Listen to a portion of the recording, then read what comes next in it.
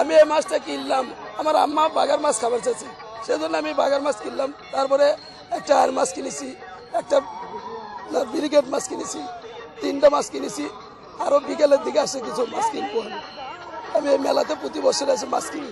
এখানে ঐতিহ্যবাহী জিনিস হচ্ছে, সবচেয়ে আকর্ষণীয় হচ্ছে মাছ। এলাকার জামাইজি যারা আসে দূর দূরান্ত থেকে বাধ্যতামূলক তাদের দাওয়াত দিতেই হয়। আর মাছ একটা শখ প্রতিযোগিতামূলক ধরতে গেলে, মানে কে কত বড় মাছ নিছে। পাশে দেখা যায় যে এক জামাই লেগে গেছে 5 কেজি, আর এক জামাই দেখে 7 কেজি নিচ্ছে। এটা একটা প্রতিযোগিতামূলক, দাম কত এটা জানার বিষয় নয়।